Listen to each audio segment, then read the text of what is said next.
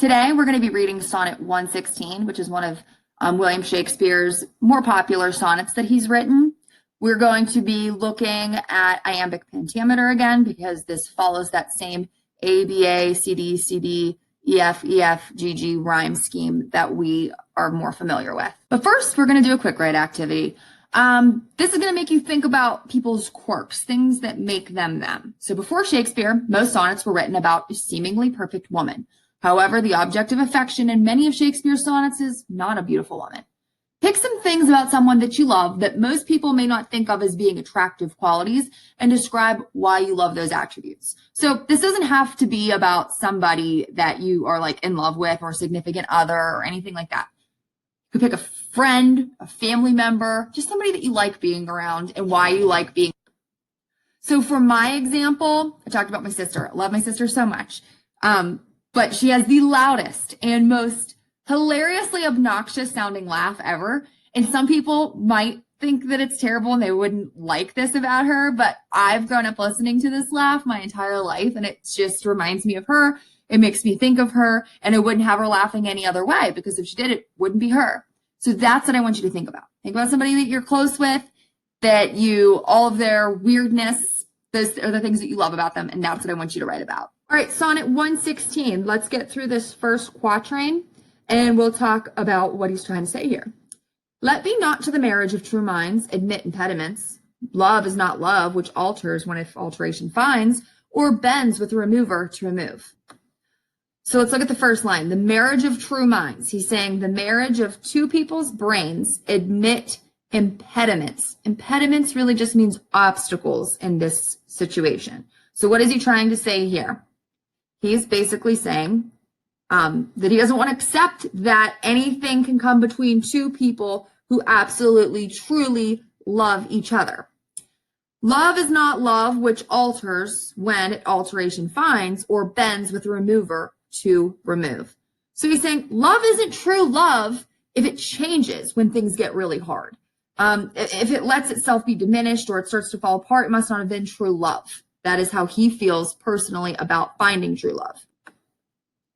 Here you can also see the rhyme scheme we've been practicing. We have the A, B, A, B.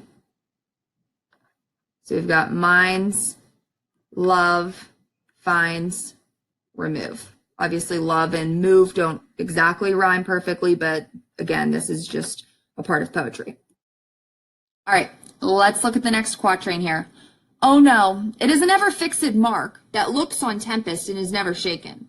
It is the star to every wandering bark, whose worth's unknown, although his height be taken. So let's look at the rhyme scheme here really quick. We have mark and bark, so that those would be C's.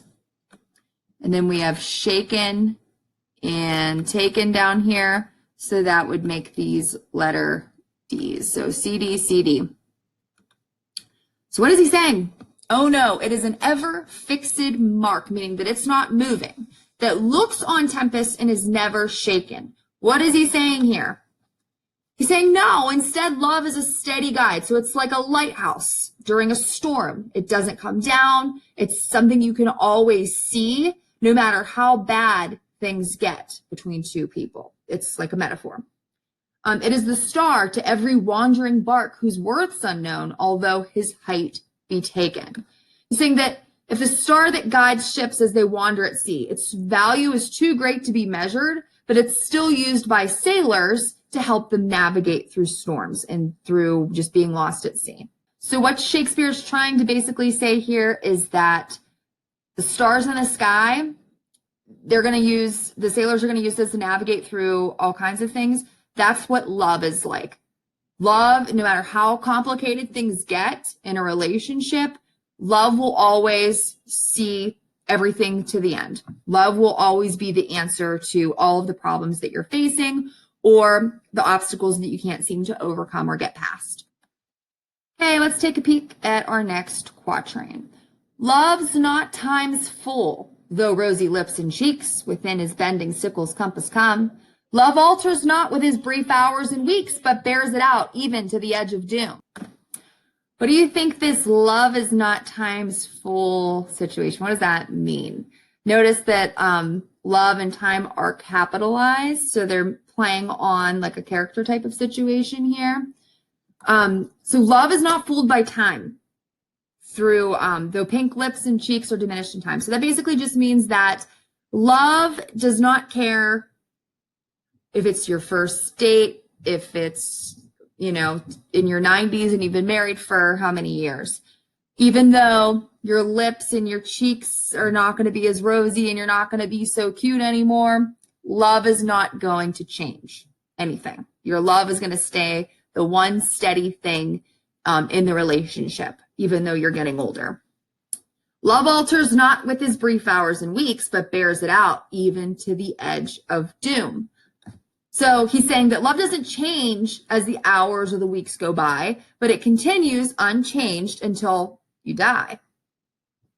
So if we want to look at the next part, again, with the rhyme scheme, we have E,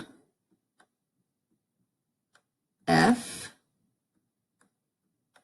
E, F. So this follows the iambic pentameter. We have doom, come, weeks, cheeks. See how they match.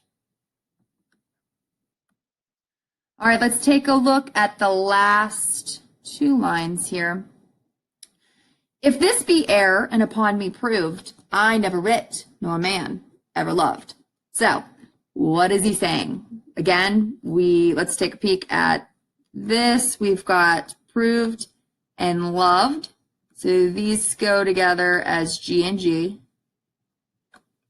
It's because they rhyme and it's the last like couplet.